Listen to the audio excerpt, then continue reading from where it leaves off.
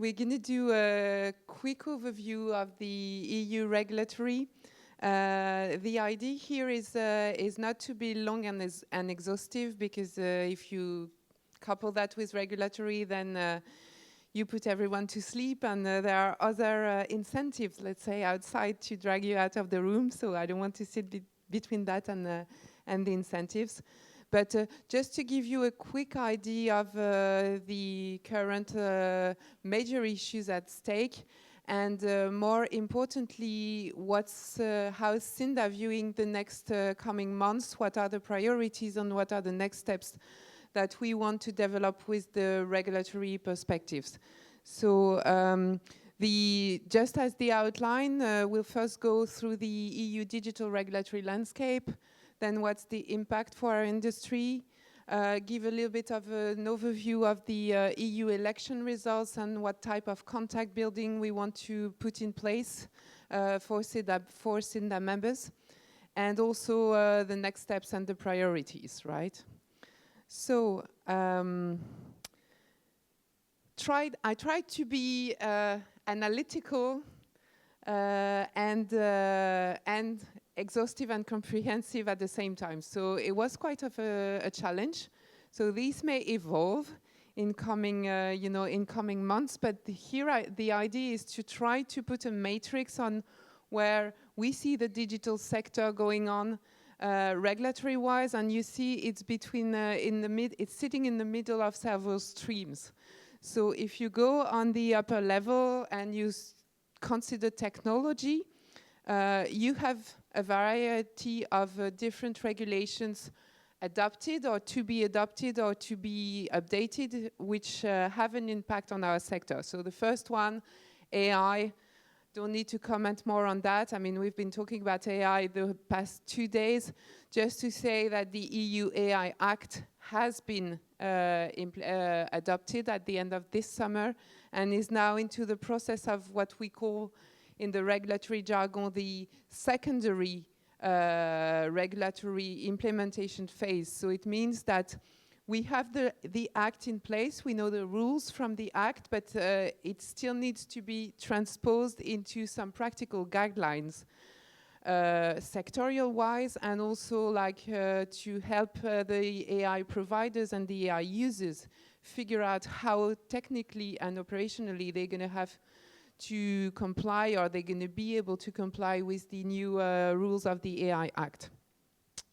The second point on technology is about cybersecurity, and this is not something we very often speak about in this kind of forums, but nevertheless it's quite important, because you're all technology providers are interacting with technology, and cybersecurity is one of the biggest threats.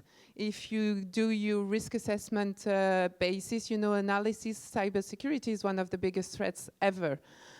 So no matter how good the data you have, if you're being hacked or if your data crashes, then the whole thing goes away. So it's super important to make sure that you put in place some strong cybersecurity measures, and you have here two different, I just spotted on 2 different regulations which have an impact or are of importance, for the overall digital sector. The first one is the NIS2, so Network and Information Security Directive number 2. It's an update of the, obviously, NIS1, which is much stronger on technology providers and on the different levels of requirement on transparency and on accountability that you have to provide when you're interacting with technology.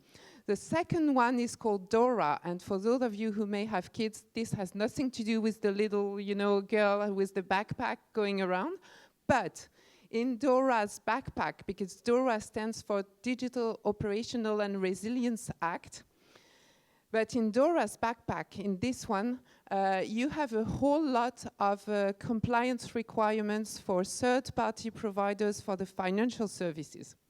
So we're not financial services providers, right? But some of you here provide what they would be qualified as essential services for this kind of sector, such as web hosting platforms, such as cybersecurity measures, such as, you know, these kind of things. And in this DORA backpack, you have very strong compliance requirements also to cope with as third-party critical providers to these type of financial sectors. So an important one to look at if you're involved with that, and because it's starting to be implementing this year.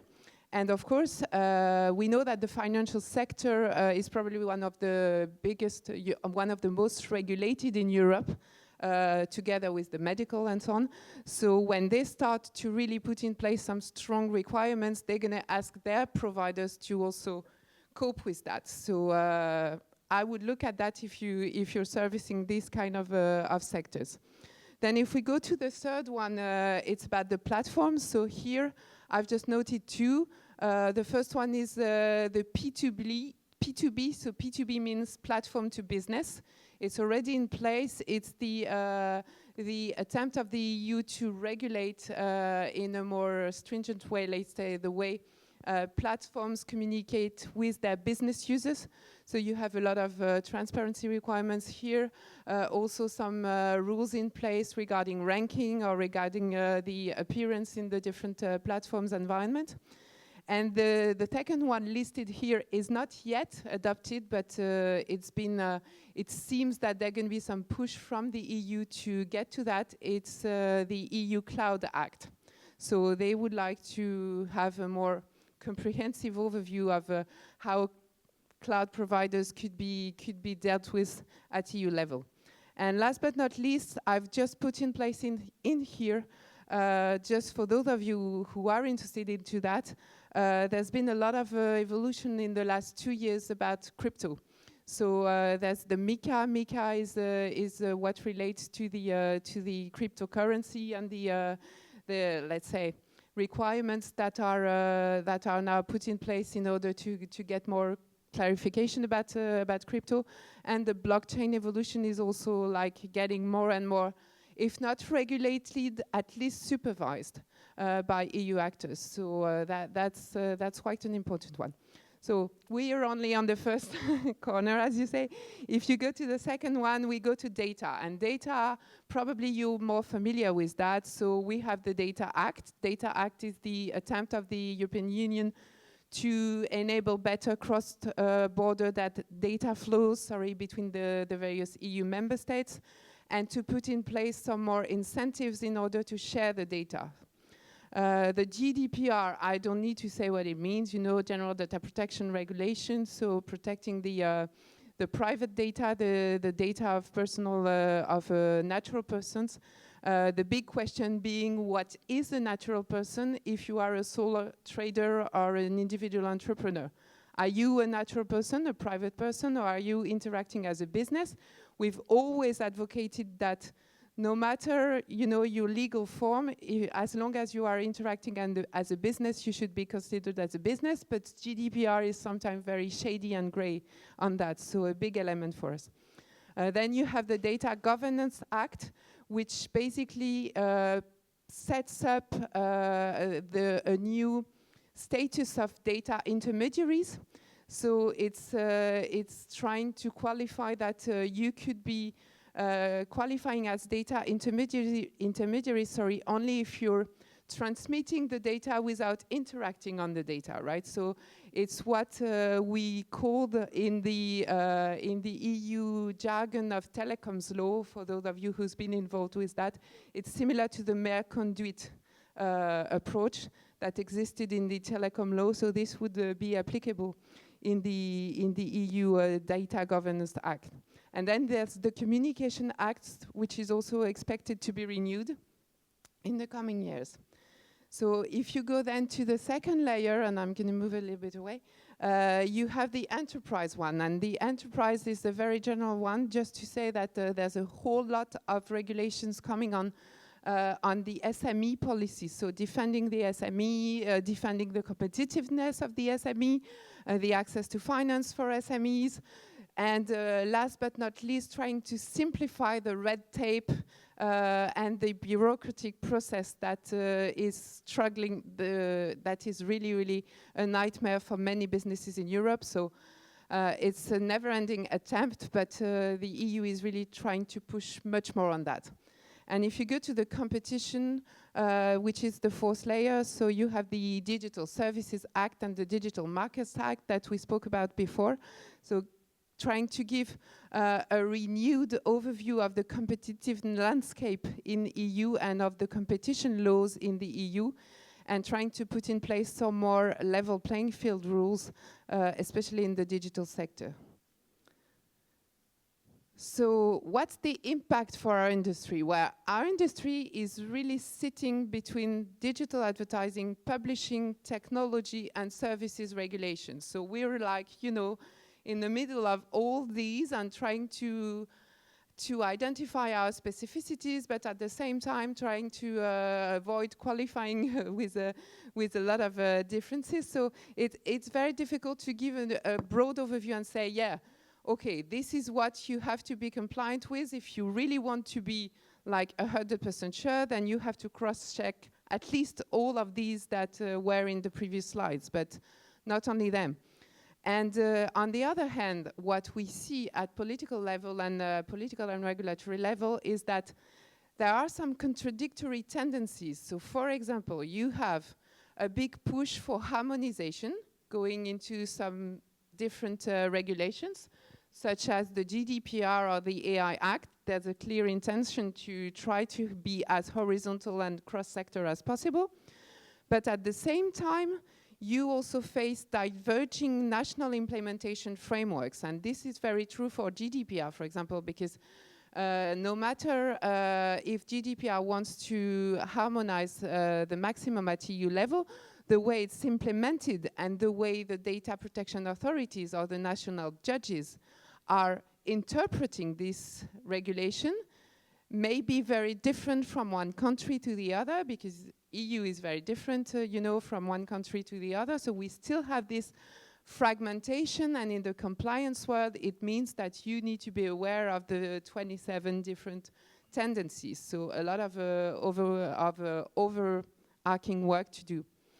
Then you have on the second point, you know, the underlying layer trying, which is very new. Well, it's not new, but it's newly like openly recognized at EU level, is the defense of the EU competitiveness and the EU industry. We're all advocates of the free trade, you know, and but very recently and very openly now with the new commission of Ursula von der Leyen, there is a clear message saying we should protect our EU businesses towards unfair competition from other parts of the world. So it's a clear signal that, you know, the sovereignty, the EU sovereignty is coming back into the picture, and there's an argument here where we can play a role saying we want to defend the EU businesses. So the fair level playing field goes a little bit in that direction, you know, unfair competition, fair level playing field, trying to promote more the EU actors or some EU champions towards different giant actors from overseas. And last but not least, as you have seen, I mean, the digitalization of the small businesses remains a key priority. So the path, of course, is different, and the speed, let's say, at which various companies and countries go to that is different, but it's clearly a key priority. Don't hesitate if you have questions. I mean, you can interact. So just wanted to give you a quick snapshot, turning now to the political landscape. So you all know we had EU elections in the European Parliament last June, and this is the picture of the new Parliament. So what you see here, I mean, from the left, so the red is the leftist party, then in the middle you have the Greens, and Renew is the Liberals. The whole blue, so which goes from the like dark blue to the middle blue in the middle, this is the Conservatives and the new, well, right, more right, you know, parties. So what's interesting is you see the shift, and especially what's been important is that the Conservatives still lead the way, but you see that there is a clear move into the right path, And there's been also the creation of a new party, which is called the Patriots for Europe, grouping together some of the far right from some countries, but not all of them. So you have a split between the ECR, which are the conservatives, the more, let's say, extreme conservatives, and the Patriots for Europe, which is not clear-cut, because in some countries, let's say the far right would be with the Patriots for Europe. In others, it would be a little bit more tied to the ECR. What it means for us in terms of lobbying and contacts is that previously it was traditional that, you know, you didn't talk to the far right. You try to avoid talking to them for political, for you know, for image and so on. This is not possible anymore, because these guys can make the balance shift in any type of regulation, discussion, and so on and so forth. So what it means is that all the people doing some communication, lobbying, and so on, you have to shift the mindset and work on a issue basis rather than on a purely political basis. So issue by issue, sector by sector, proposal by proposal, regulation by regulation, we may have to, you know, shift the balance and have some different alliances put in place. So that means a whole lot of change in the culture and in the way we approach some of the political and the lobbying activities. Yes? So the EPP, definitely the Conservatives, because they are pushing for the defense of the EU industry, for the defense of the SMEs and so on.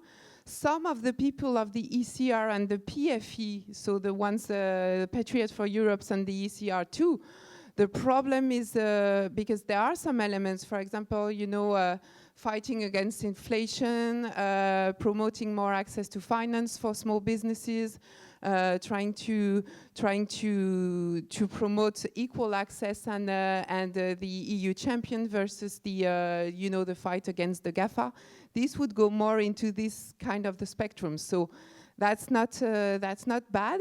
On the other hand, another element which is also very important is that, as you see here, the Greens have been really reduced, like a lot in the European Parliament. And so it means that the whole focus that's been done on the Green Deal, you know, on the EU Green Deal, the sustainability, the corporate sustainability reporting, and so on and so forth, is now being a little bit more questioned. Can we use the strategic autonomy of the EU as an argument to go to these guys? Yes, definitely. Europe is very sensitive to that argument, even though they were along with the other ones. But on this subject of strategic autonomy, there's no discussion, and I think we could get all the scope from all the blues until the grey that would be aligned with us to defend less regulation that hinder the European companies. Yeah. What we can say from that, and just to back you up on that, it's that to really schematize, and we know it's not working like that, but to really schematize, you have more pro-business people there and less libertarians, if I would call them this way, you know, which were traditionally the socialists and the leftists, you know, who wanted the full defense of privacy protection, so in a way, it's a chance. But of course, you have to find the right angle also to contact these people. And we also have to clearly explain to them who we are, what we do, and what's the difference between us and, you know, some of the big players, some of the direct marketers, what we do with the data, what we don't do with the data, these kind of things. But I think I agree with you. I think in a way, it's a chance. So just, you know, putting some points here. So at the moment, what we're really busy doing, because the issue discussion is just restarting, right? There were elections in June. They didn't work in the summer, so they're starting now to really focus on the dossier and on the proposals themselves.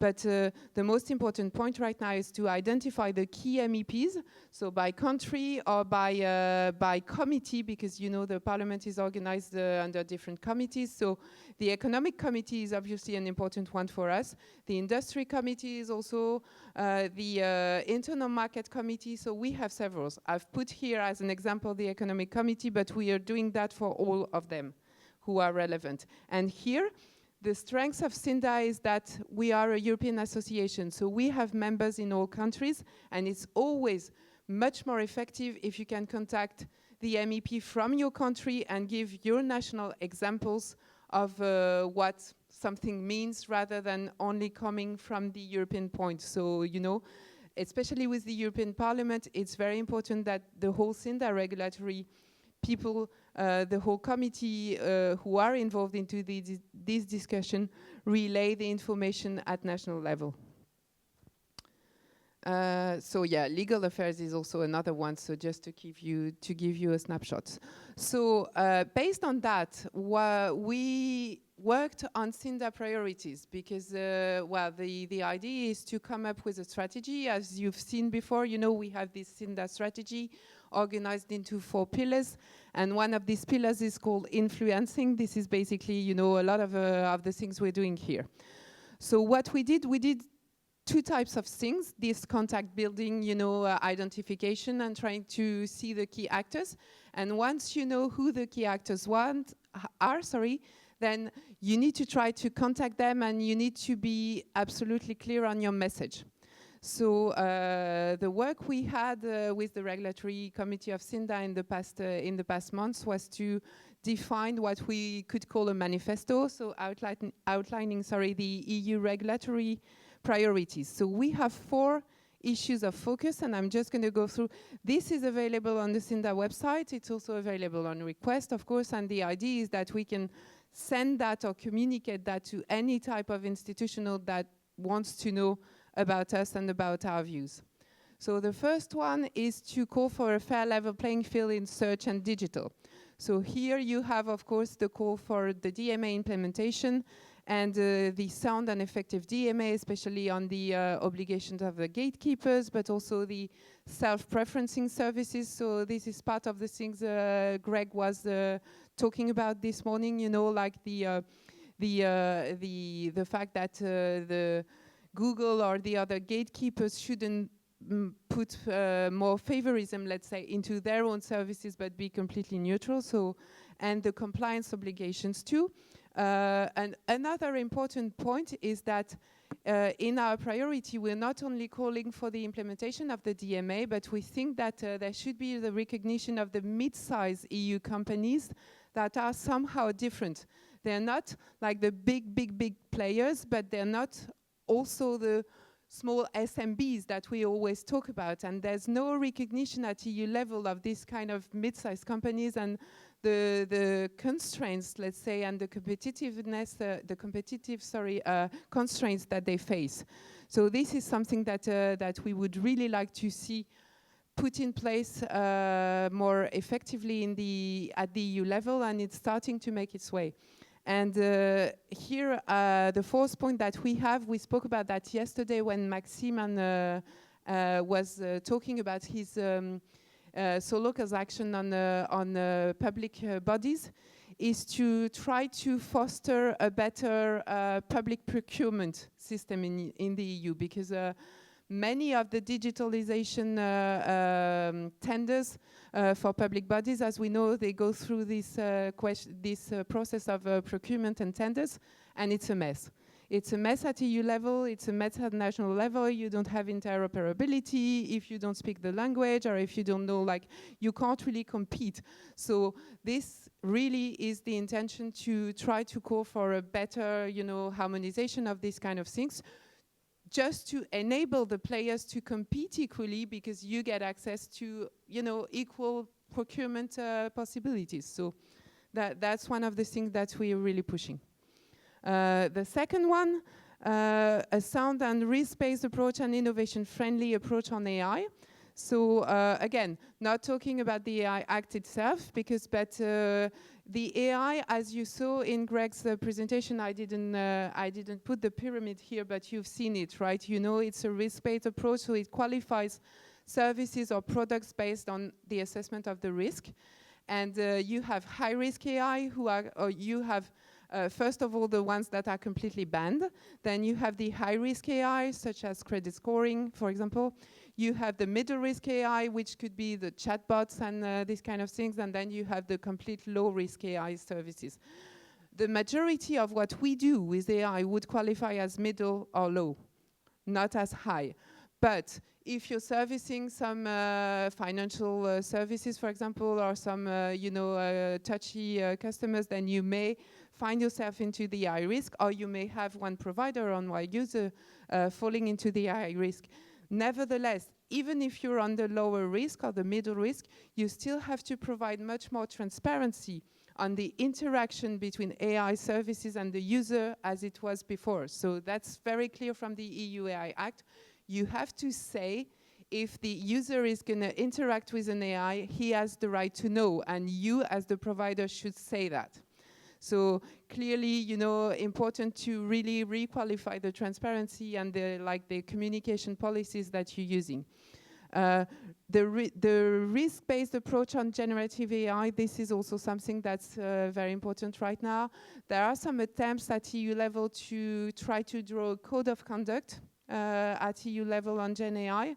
Well, it's going to take some time, but it's important, and this is something that we're following also to make sure that we try to drive it in a sense that's sensitive to Siinda members. The third point is, in my view, one of the most important ones, is to talk about the interplay between the AI Act and the rest of the other legislation that you had in the matrix. Because no matter what, in the end, we're talking about data sets, right? And part of these data sets are going to belong to the AI compliance, but part of these data sets also belong to GDPR compliance. Others belong to other types of compliance, and there needs to be a possibility to have a sound interplay which can work at the operational level. And you know, sometimes we lawyers, we just think in layers and in compliance mode, but the idea in the end is that it works at the business, at the operational level of the business. So this is something that we're really insisting upon in any Siinda communication, is to have an interplay between the AI rules and the rest of the other rules. And that leads to the implementing guidelines. So when the different European Union actors are putting in place these guidelines, it's technical guidelines or it's help to implement the rules in a coherent way. And very often there are some consultations, there's the possibility to voice your concerns and so on and so forth. So this is what we're doing at the moment. Priority number 3, and I only have 4, so we'll be finished soon.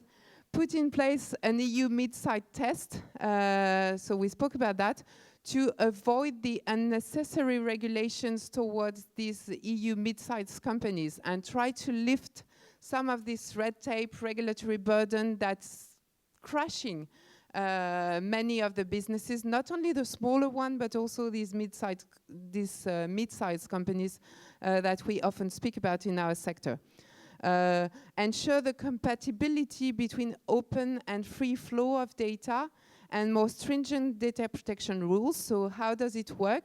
Yes, you can have the free flow of data if you have no data in the end because you can't access the data because it's completely restricted and you're not allowed to reuse any kind of data, then you have a problem. So this compatibility is also very important. And the third point is to focus on striking a balance between business transparency and user protection. One key example in this regard is, for example, the information on companies, you know, coming from business registers. You have the overall economic transparency promotion, so you should know who your clients and suppliers are because you want to trade fairly and you don't want to have as a business partner, somebody who may be subject to sanctions or somebody who may be, you know, not complying with human protection rules, or using absolutely non-sustainable, having non-sustainable practices, and so on and so forth. So, but in order to know that, you need to access this information. So the overall idea is to say there is, of course, the user protection, the rights of the data subject, as we would say, are a very important principle. But the economic transparency is also a very important principle at EU level, and it's maybe the time that, you know, the balance is a little bit shifted, as we spoke before, and that the businesses are put a little bit more into the spotlight. And last but not least, the priority number 4, so secure and responsible cybersecurity and privacy policies for EU platforms. So here, I'm not going to enter into all that, but the compliance with NIS2, DORA, and the other cybersecurity policies, make sure that the privacy requirements are adapted to the digital sector, and try to foster an e-privacy approach. We've been talking about a potential e-privacy regulation for what, 7 years now? Probably not going to happen in this particular form, but nevertheless, we can try to revoice the concerns through different regulation too, because this is very important. And enabling a true European digital market with some more digital champions, this is a key wish also from a lot of politicians, so let's try to show that we can help. Last but not least, I just wanted to give you a quick spotlight on competition, because so we spoke about the DMA. I'll finish with a slide on the DMA, and you had some presentation from Greg this morning. We did this white paper. We want to continue also being very active on the DMA defense, but competition is also an important point, and here, just to remind you, if you don't know it already, if you haven't read, but last September there's been what's called the EU Google shopping case, has been concluded after more than 7 years, I think, maybe 10. So the conclusion of the European Court of Justice is that there is an abuse of dominant position by Google by favoring its own comparison shopping service on the results page of its general search engine, so on the SERP results, right? So it's saying there is a characteristic abuse of dominant position, which means that they set up a fine of 2.42 billion. Of course, they're going to appeal, right? But the fine is there. And what's important and interesting for us is that in the judgment, there is a distinction between a passive refusal of access and an active favoring of a firm's own product and service, right? And they're saying that both can be leading to qualify to abuse of dominant position. So the follow-up of this Google shopping case is going to be quite important also for us in the whole discussion about, you know, the fair level playing field. And the second one, which I didn't put on the slide, but I guess you're all familiar with, is the US Department of Justice ruling against Google also, which also recognized or said that Google basically was a monopoly, and they're even now considering that they should put in place some functional separation measures. Of course, Google is also going to appeal on that, so it's not going to happen overnight, but it's showing that you know, there are some trends going into the business separation itself, and trying to push for more competition there. And last but not least, again, I mean the DMA application. So as I said this morning, you know, it started already last March with the definition of the gatekeepers and the hearings of the gatekeepers by the European Commission, where they formally opened a non-compliance investigation for under the DMA towards several actors, including Google on search. And the expected follow-up is supposed to happen at the end of this month or at the beginning of November. So of course this is something where we're gonna look at, and where we're gonna provide the insights that we have with our DMA research. And with that, I'm over. So thanks very much. Any question?